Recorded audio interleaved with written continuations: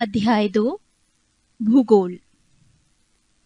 भूगोल के नामकरण एवं इस विषय को प्राथमिक स्तर पर व्यवस्थित स्वरूप प्रदान करने का श्रेय यूनान के निवासियों को जाता है। भूगोल शब्द को परिभाषित करने तथा पृथ्वी की परिधि निर्धारित करने के कारण यूनानी विद्वान इरेटोस्थेनिस को भूगोल का पिता कहा जाता है। एक्टियस ने अपनी पुस्तक पैराडाइज में सर्वप्रथम भौगोलिक तत्वों का क्रमबद्ध समावेश किया। इरेटोस्थेनिस ने भूगोल के लिए सर्वप्रथम जियोग्राफिका शब्द का प्रयोग किया। एनेक्सिमेंडर प्रथम व्यक्ति था जिसने विश्व का मानचित्र मापक पर बनाया। अध्ययन के लिए स्वतंत्र विषय के रूप में भूगोल को 19वीं शताब्दी में ही मान्यता मिली। 20वीं शताब्दी के आरंभ में भूगोल मनुष्य और पर्यावरण के पारस्परिक संबंधों के अध्ययन के रूप में विकसित हुआ। इसकी दो विचारधाराएं थीं, एक संभववाद, दो निश्चयवाद। एक संभववाद, इसके अनुसार मनुष्य अपने पर्यावरण में परिवर्तन करने में समर्थ है तथा वो प्रकृति प्रदत्त अनेक संभावनाओं को अपनी इच्छा के अनुसार उपयोग कर सकता है। इस विचारधारा के समर्थक हैं भूगोलवेत्ता चार्ल्स डी ला ब्लाश और फ्रेब्वे। दो निश्चयवाद, इसके अनुसार मनुष्य के सारे काम पर्यावरण द्वारा निर्धारित होते हैं, अतः मनुष्य को स्वेच्छापूर्वक कुछ करने की स्वतंत्रता कम है। इस विचारधारा के प्रमुख समर्थक हैं भूगोलवेत्ता रिटर, रेडजेल और इसी लंगटन। भूगोल की कुछ परिभाषाएं। एक, भूगोल एक ऐसा स्वतंत्र विषय है जिसका उद्देश्य लोगों को विश्व, आकाशीय पिंडों, स्थल, महासागरों, जीव जंतुओं, वनस्पति, फलों तथा भूधरातल के क्षेत्रों में देखी जाने वाली प्रत्येक अन्य वस्तु का ज्ञान प्राप्त कराना है। स्ट्रेबो। 2, भूगोल पृथ्वी की झलक को स्वर्ग में देखने वाला आभामय विज्ञान है। क्लैडियस टॉलेमी। 3, भूगोल वो विज्ञान है जिसमें पृथ्वी को स्वतंत्र ग्रह के रूप में मान्यता देते हुए उसके समस्त लक्षणों, घटनाओं एवं उसके अंतः संबंध का अध्ययन किया जाता है। Karl Ritter. 4, भूगोल में पृथ्वी के उस भाग का अध्ययन किया जाता है जो मानव के रहने का स्थान है। Arthur Holmes. 1, ब्रह्मांड। अस्तित्वमान द्रव्य एवं ऊर्जा के सम्मिलित रूप को ब्रह्मांड कहते हैं। ब्रह्मांड के अंतर्गत उन सभी आकाशीय पिंडों एवं उल्काओं तथा समस्त सौर परिवार जिसमें सूर्य, चंद्र आदि भी सम्मिलित हैं, का अध्ययन किया जाता है।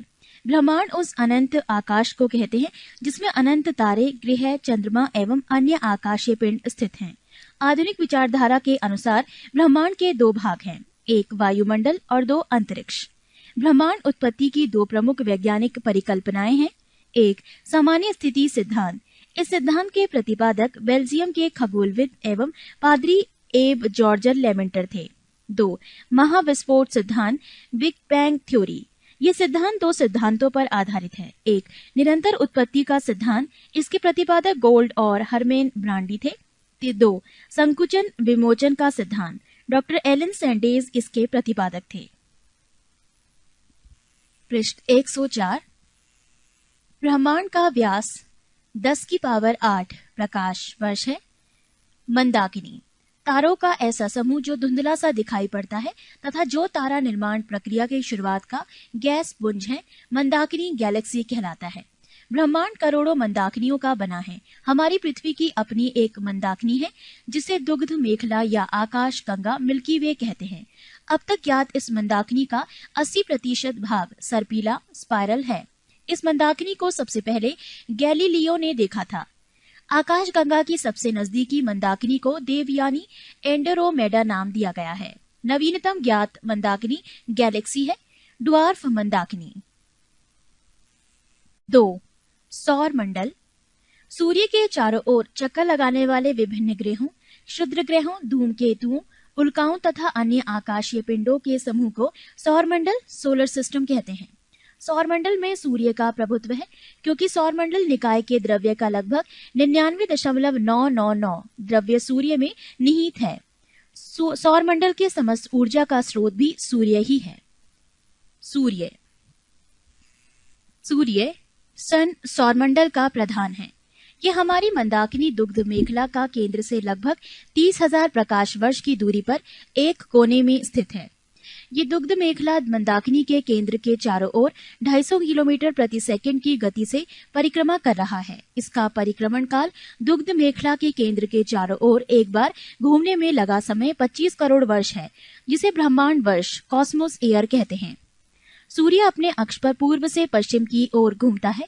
इसका मध्य भाग 25 दिनों में व ध्रुवीय भाग 35 दिनों में एक घूर्णन करता है। सूर्य एक गैसीय गोला है जिसमें हाइड्रोजन 71%, हीलियम 26.5% एवं अन्य तत्व 2.5 होता है। सूर्य का केंद्रीय भाग करोड़ कहलाता है, जिसका ताप 1.5 गुणा 10⁻7 डिग्री सेल्सियस होता है तथा सूर्य के बाहरी सतह का तापमान 6000 डिग्री सेल्सियस है। हेंस बेथ ने बताया कि 10⁻7 डिग्री सेल्सियस ताप पर सूर्य के केंद्र पर 4 हाइड्रोजन नाभिक मिलकर एक हीलियम नाभिक का निर्माण करता है। अर्थात सूर्य के केंद्र पर नाभिकीय संलयन होता है जो सूर्य की ऊर्जा का स्रोत है।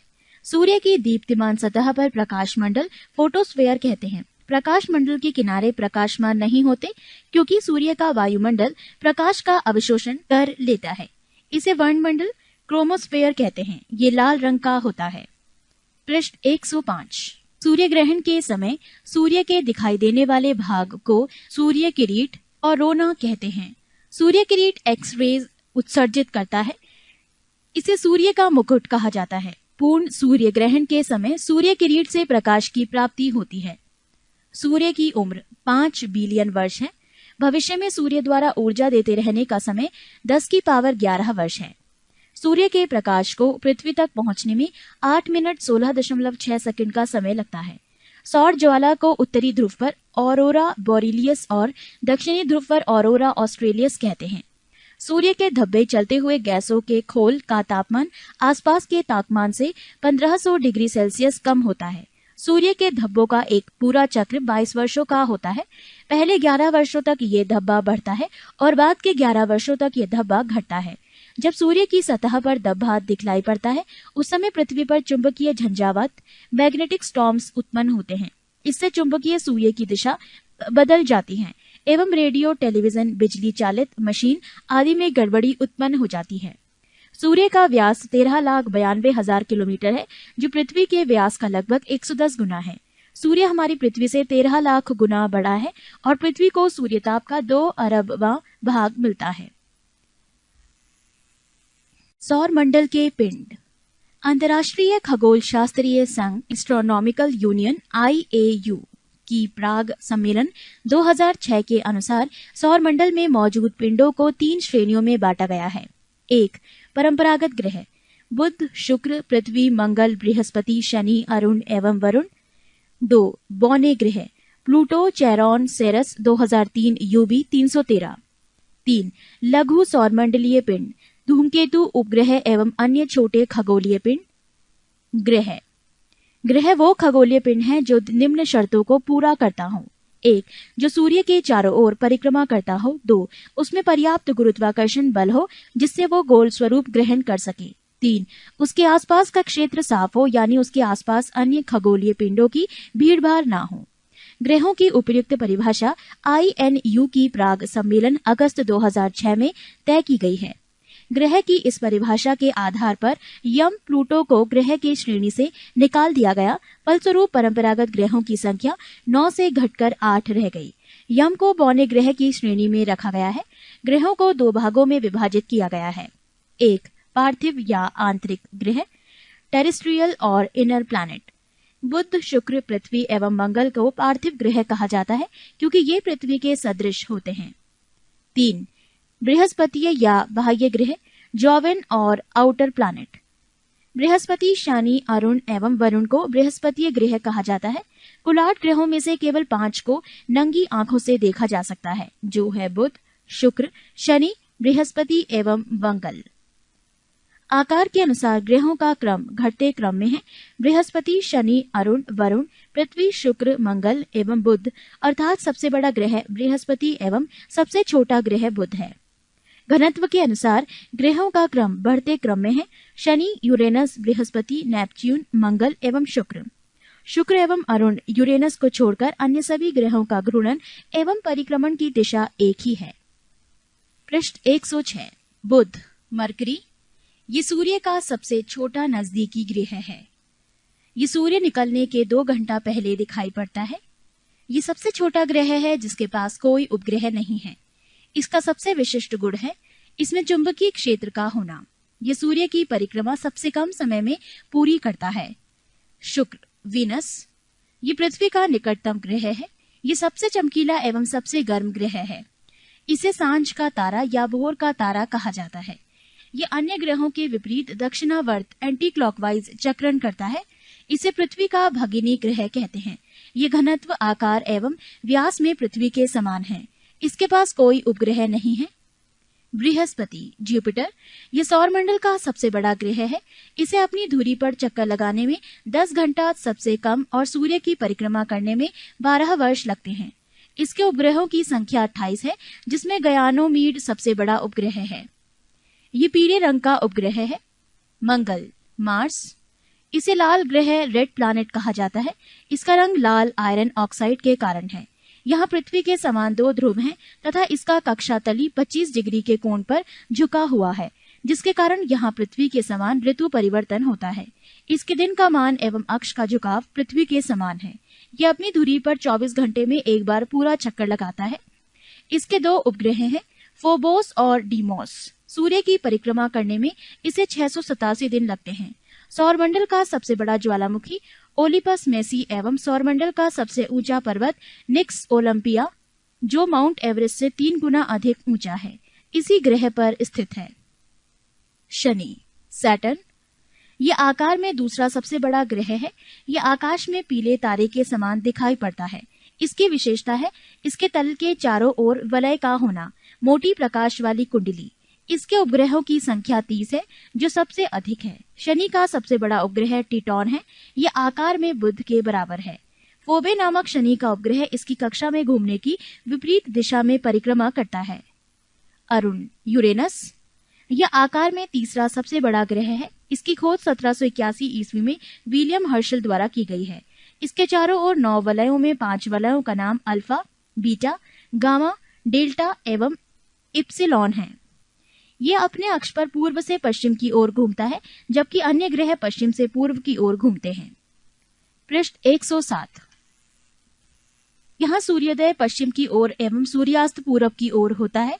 यह अपनी धुरी पर सूर्य की ओर इतना झुका हुआ है कि लेटा हुआ सा दिखलाई पड़ता है, इसीलिए इसे लेटा हुआ ग्रह कहा जाता है। इसके सभी उपग्रह भी पृथ्वी की विपरीत दिशा में परिभ्रमण करते हैं। इसका तापमान 80 डिग्री सेल्सियस है। इसके 21 उपग्रह हैं, जिनमें एरियल तथा मिरांडा प्रमुख हैं। वरुण नेपच्यून, इसकी खोज 1846 ईस्वी में जर्मन खगोलज्ञ जहान गाले ने की है। नई खगोलीय व्यवस्था में ये सूर्य से सबसे दूर स्थित ग्रह है। ये हरे रंग का ग्रह है। इसके चारों ओर अति शीतल मीथेन का बादल छाया हुआ है। इसके 8 उपग्रह हैं, जिनमें टाइटन प्रमुख हैं। पृथ्वी अर्थ, ये आकार में 5वां सबसे बड़ा ग्रह है। ये सौरमंडल का एकमात्र ग्रह है जिस पर जीवन है। इसका विषुवतीय व्यास 12,756 किलोमीटर और ध्रुवीय व्यास 12,714 किलोमीटर है। पृथ्वी अपने अक्ष पर 23.1/2 डिग्री झुकी हुई है। यह अपने अक्ष पर पश्चिम से पूर्व 1610 किलोमीटर प्रति घंटा की चाल से 23 घंटे 56 मिनट और 4 सेकंड में एक पूरा चक्कर लगाती है। पृथ्वी की इस गति को घूर्णन या दैनिक गति कहते हैं। इस गति से दिन रात होते हैं। पृथ्वी को सूर्य की एक परिक्रमा पूरी करने में 365 दिन 5 घंटे 48 मिनट 46 सेकंड, लगभग 365 दिन 6 घंटे का समय लगता है। सूर्य के चातुर्दिक पृथ्वी के इस परिक्रमा को पृथ्वी की वार्षिक गति अथवा परिक्रमण गति कहते हैं। पृथ्वी को सूर्य की एक परिक्रमा करने में लगे समय को सौर वर्ष कहा जाता है। प्रत्येक सौर वर्ष कैलेंडर वर्ष से लगभग 6 घंटा बढ़ जाता है, जिसे हर चौथे वर्ष में लीप वर्ष बनाकर समायोजित किया जाता है। लीप वर्ष 366 दिन का होता है, जिसके कारण फरवरी माह में 28 के स्थान पर 29 दिन होते हैं। पृथ्वी पर ऋतु परिवर्तन इसकी अक्ष पर झुके होने के कारण तथा सूर्य के सापेक्ष इसकी स्थिति में परिवर्तन यानी वार्षिक गति के कारण होती है। वार्षिक गति के कारण ही पृथ्वी पर दिन रात छोटा बड़ा होता है। आकार एवं बनावट की दृष्टि से पृथ्वी शुक्र के समान है। जल की उपस्थिति के कारण इसे नीला ग्रह भी कहा जाता है। इसका अक्ष इसकी कक्षा के सापेक्ष 66.5 डिग्री का कोण बनाता है। सूर्य के बाद पृथ्वी के सबसे निकट का तारा प्रॉक्सिमा सेंचुरी है, जो अल्फा सेंचुरी समूह का एक तारा है। ये पृथ्वी से 4.22 प्रकाश वर्ष दूर है। पृथ्वी का एकमात्र उपग्रह चंद्रमा है। नोट: 24 अगस्त 2006 को अंतर्राष्ट्रीय खगोल विज्ञानी संघ IAU की प्राग चेक गणराज्य बैठक में खगोल विज्ञानियों ने प्लूटो का ग्रह होने का दर्जा खत्म कर दिया, क्योंकि इसकी कक्षा वृत्ताकार नहीं है और ये वरुण ग्रह की कक्षा से होकर गुजरती है। नई खगोलीय व्यवस्था में प्लूटो को बौने ग्रह की श्रेणी में रखा गया है। चंद्रमा, मून। चंद्रमा की सतह और उसकी आंतरिक स्थिति का अध्ययन करने वाला विज्ञान सेलेनोलॉजी कहलाता है। पृष्ठ 108। इस पर धूल के मैदान को शांति सागर कहते हैं। ये चंद्रमा का पिछला भाग है जो अंधकारमय होता है। चंद्रमा का उच्चतम पर्वत लीबनिट्ज पर्वत है जो 3500 फुट यानी 10,668 मीटर ऊंचा है। ये चंद्रमा के दक्षिणी ध्रुव पर स्थित है। चंद्रमा को जीवाश्म ग्रह भी कहा जाता है। चंद्रमा पृथ्वी की एक परिक्रमा लगभग 27 दिन 8 घंटे में पूरी करता है और इतने ही समय में अपने अक्ष पर एक घूर्णन करता है। यही कारण है कि चंद्रमा का सदैव एक ही भाग दिखाई पड़ता है। पृथ्वी से चंद्रमा का 57% भाग को हम देख सकते हैं। चंद्रमा का अक्ष तल पृथ्वी के अक्ष के साथ 58.48 डिग्री का अक्ष कोण बनाता है। चंद्रमा पृथ्वी के अक्ष के लगभग समानांतर है। चंद्रमा का व्यास 3480 किलोमीटर तथा द्रव्यमान पृथ्वी के द्रव्यमान का लगभग 1/8 है। पृथ्वी के समान इसका परिक्रमण पथ भी दीर्घवृत्ताकार है। सूर्य के संदर्भ में चंद्रमा की परिक्रमा की अवधि 29.53 दिन यानी 29 दिन 12 घंटे 44 मिनट और 2.8 सेकंड होती है। इस समय को एक चंद्रमास या साइनोडिक मास कहते हैं। नक्षत्र समय के दृष्टिकोण से चंद्रमा लगभग 27.1/2 दिन यानी 27 दिन 7 घंटे 43 मिनट और 11.6 सेकंड में पुनः उसी स्थिति में होता है। 27.1/2 दिन की ये अवधि एक नक्षत्र मास कहलाती है। ज्वार उठने के लिए अपेक्षित सौर एवं चंद्रमा की शक्तियों का अनुपात 11:5 है। अपोलो के अंतरिक्ष यात्रियों द्वारा लाए गए चट्टानों से पता चला है कि चंद्रमा भी उतना ही पुराना है जितना पृथ्वी, लगभग 460 करोड़ वर्ष। इसकी चट्टानों में टाइटेनियम की मात्रा अत्यधिक मात्रा में पाई गई है। बौने ग्रह यम, प्लूटो। इसकी खोज 1930 ईस्वी में क्लाड टामवो ने की थी। अगस्त 2006 की IAU की प्राग सम्मेलन में ग्रह कहलाने के मापदंड पर खरे नहीं उतरने के कारण यम को ग्रह की श्रेणी से अलग कर बौने ग्रह की श्रेणी में रखा गया है। यम को ग्रह की श्रेणी से निकाले जाने का कारण है: 1. आकार में चंद्रमा से छोटा होना, 2. इसकी कक्षा का वृत्ताकार नहीं होना, 3. वरुण का कक्षा को काटना। IAU ने इसका नया नाम 134340 रखा है। सेरस। इसकी खोज इटली के खगोल शास्त्री पियाजी ने किया था। IAU की नई परिभाषा के अनुसार इसे बौने ग्रह की श्रेणी में रखा गया है, जहां इसे संख्या 1 से जाना जाएगा। इसका व्यास बुध के व्यास का 1/5 भाग है। अन्य बौने ग्रह हैं चेरॉन एवं 2003 UB 313 इरिस। लघु सौर मंडल के पिंड, क्षुद्र ग्रह, एस्टेरॉइड्स। मंगल एवं बृहस्पति ग्रह की कक्षाओं के बीच कुछ छोटे छोटे आकाशीय पिंड हैं जो सूर्य की परिक्रमा कर रहे हैं। उसे क्षुद्र ग्रह कहते हैं। खगोल शास्त्रियों के अनुसार ग्रहों के विस्फोट के फलस्वरूप टूटे टुकड़ों से क्षुद्र ग्रह का निर्माण हुआ है। क्षुद्र ग्रह जब पृथ्वी से टकराता है तो पृथ्वी के पृष्ठ पर विशाल गर्त बनता है। महाराष्ट्र में लोनार झील ऐसा ही एक गर्त है। फॉरवेस्टा एकमात्र क्षुद्र ग्रह है जिसे नंगी आंखों से देखा जा सकता है। पृष्ठ 109। धूमकेतु, कॉमेट। सौरमंडल के छोर पर बहुत ही छोटे छोटे अरबों पिंड विद्यमान हैं जो धूमकेतु या पुच्छल तारे कहलाते हैं।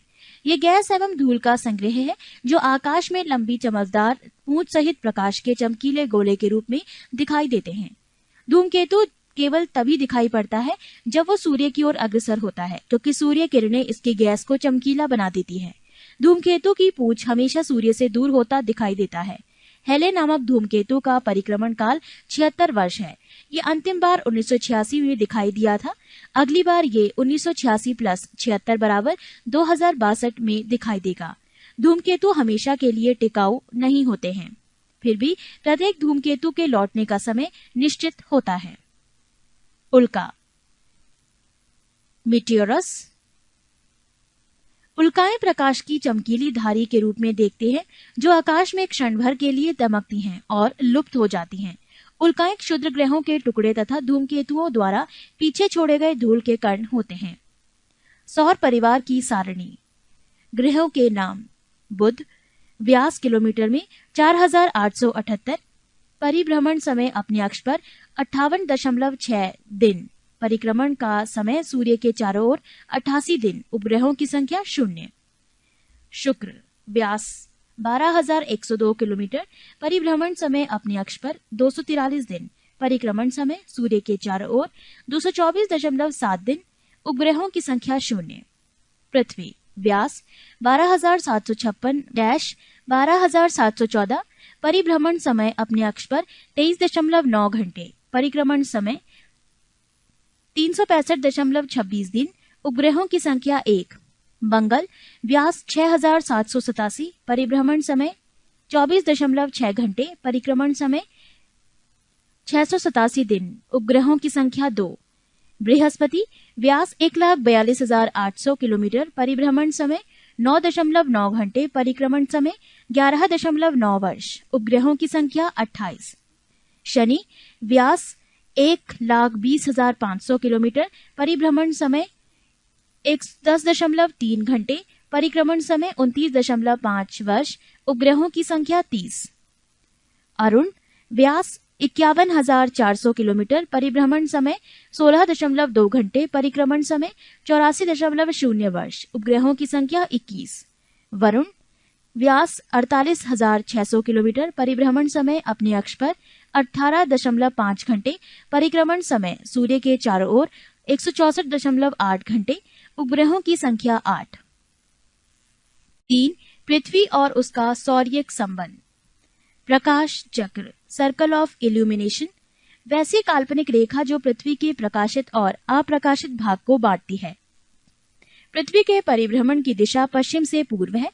जिस कक्षा में पृथ्वी सूर्य की परिक्रमा करती है वो दीर्घवृत्तीय है।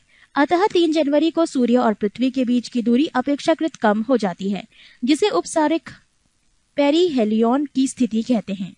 ये दूरी 9.15 करोड़ मील है। इसके विपरीत उत्तरायण की स्थिति में 4 जुलाई को पृथ्वी सूर्य से कुछ दूर चली जाती है। इसको अपसैरिक एपहीलियन कहते हैं। ये दूरी 9.45 करोड़ मील होती है। एप्साइड रेखा, उपसैरिक एवं अपसैरिक को मिलाने वाली काल्पनिक रेखा सूर्य के केंद्र से गुजरती है। इसे एप्साइड रेखा कहते हैं।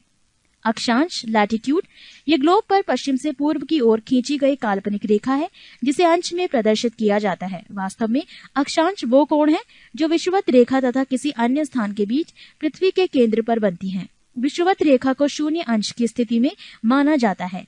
यहाँ से उत्तर की ओर बढ़ने वाली कोणिक दूरी को उत्तरी अक्षांश तथा दक्षिण में बढ़ने वाली दूरी को दक्षिणी अक्षांश कहते हैं। इसकी अधिकतम सीमा पर ध्रुव है जिन्हें 90 डिग्री उत्तरी या दक्षिणी अक्षांश कहा जाता है।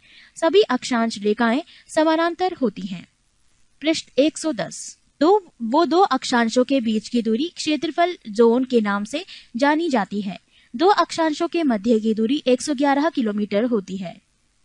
भूमध्य रेखा के उत्तर में 23.1/2 डिग्री अक्षांश को कर्क रेखा माना गया है, जबकि दक्षिण में 23.1/2 डिग्री अक्षांश को मकर रेखा माना गया है। देशांतर, लॉन्गिट्यूड, ये ग्लोब पर उत्तर से दक्षिण की ओर खींची जाने वाली काल्पनिक रेखा है।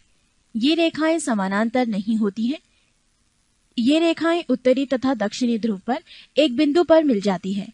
ध्रुवों से विषुवत रेखा की ओर बढ़ने पर देशांतरों के बीच की दूरी बढ़ती जाती है तथा विषुवत रेखा पर इसके बीच की दूरी अधिकतम 111.32 किलोमीटर होती है। ग्रीनविच वेधशाला से गुजरने वाली रेखा को 0 डिग्री देशांतर माना जाता है।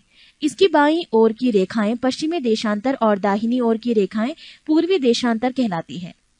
देशांतर के आधार पर ही किसी स्थान का समय ज्ञात किया जाता है। 2 देशांतर रेखाओं के बीच की दूरी गोरे नाम से जानी जाती है। 0 अंश अक्षांश एवं 0 अंश देशांतर अटलांटिक महासागर में काटती है।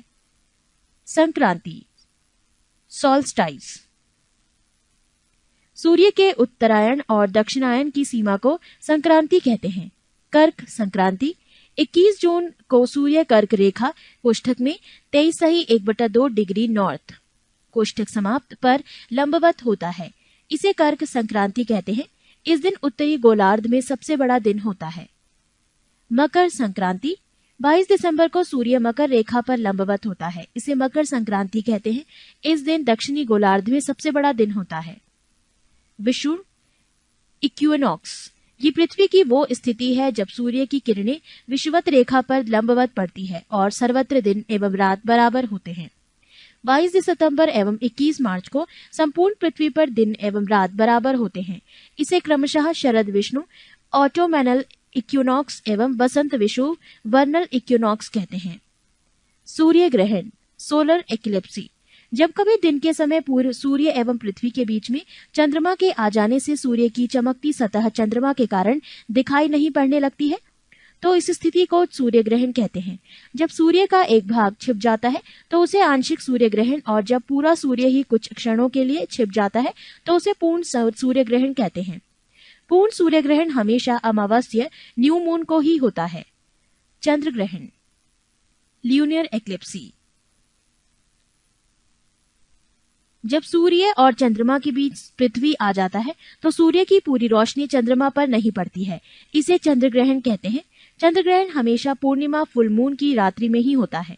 प्रत्येक पूर्णिमा को चंद्र ग्रहण नहीं होता है क्योंकि चंद्रमा और पृथ्वी के कक्षा पथ ऑर्बिट पाथ में 5 डिग्री के अंतर होता है, जिसके कारण चंद्रमा कभी पृथ्वी के ऊपर से या नीचे से गुजर जाता है। एक वर्ष में अधिकतम 3 बार पृथ्वी के उप छाया क्षेत्र से चंद्रमा गुजरता है, तभी चंद्र ग्रहण लगता है। सूर्य ग्रहण के समान चंद्र ग्रहण भी आंशिक अथवा पूर्ण हो सकता है। समय का निर्धारण एक देशांतर का अंतर होने पर समय में 4 मिनट का अंतर होता है। चूंकि पृथ्वी पश्चिम से पूरब की ओर घूमती है, परतः पूरब की ओर बढ़ने पर प्रत्येक देशांतर का समय 4 मिनट बढ़ता जाता है तथा पश्चिमी जाने पर प्रत्येक देशांतर पर समय 4 मिनट घटता जाता है। अंतर्राष्ट्रीय तिथि रेखा 180 डिग्री देशांतर को अंतर्राष्ट्रीय तिथि रेखा कहते हैं। 1884 ईस्वी में वॉशिंगटन में संपन्न इंटरनेशनल मेरिडियन कॉन्फ्रेंस में 180वें यामियोत्तर को अंतर्राष्ट्रीय तिथि रेखा निर्धारित किया गया है। ऐसा इसलिए किया गया ताकि विभिन्न देशों के मध्य यात्रियों को कुछ स्थानों पर एक दिन का अंतर होने के कारण परेशानी न हो।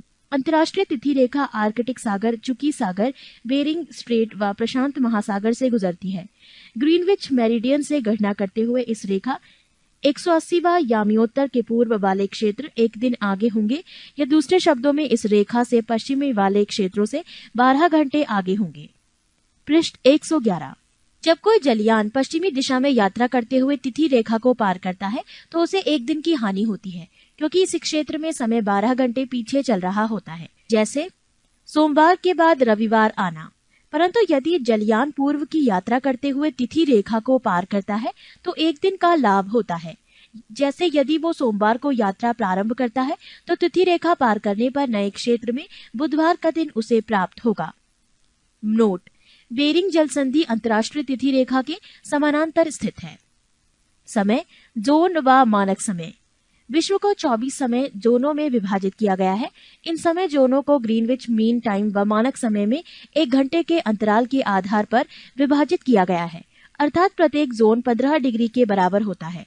ग्रीनविच यामियोत्तर 0 डिग्री देशांतर पर है, जो कि ग्रीनलैंड व नार्वोनियन सागर व ब्रिटेन, स्पेन, अल्जीरिया, फ्रांस, माले, बुर्किना फासो, घाना व दक्षिण अटलांटिक समुद्र से गुजरता है।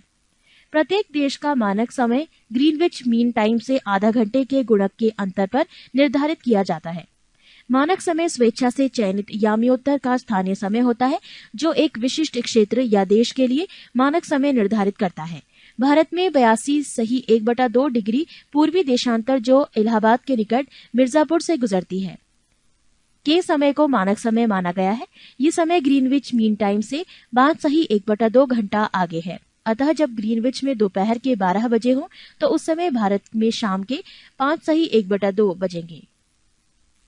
विषुवत रेखा इक्वेटर पृथ्वी की मध्य सतह से होकर चली जाने वाली वो अक्षांश रेखा है जो उत्तरी और एवं दक्षिणी ध्रुव से बराबर दूरी पर होती है। ये 0 अंश की अक्षांश रेखा है।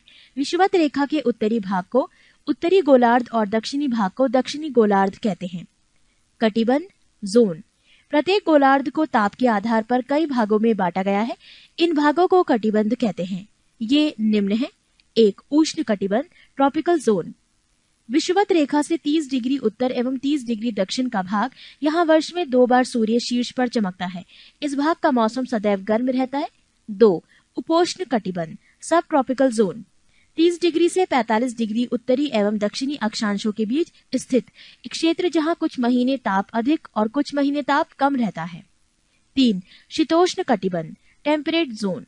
45 डिग्री से 66 डिग्री उत्तरी और दक्षिणी अक्षांशों के बीच का क्षेत्र, यहाँ सूर्य सिर के ऊपर कभी नहीं चमकता है, बल्कि उसकी किरणें तिरछी होती है, अतः यहाँ ताप हमेशा कम रहता है। 4. ध्रुवीय कटिबंध पोलर जोन। 66 डिग्री से 90 डिग्री के मध्य स्थित क्षेत्र, जहाँ ताप अत्यंत ही कम रहता है, जिसके फलस्वरूप वहाँ हमेशा बर्फ जमी रहती है।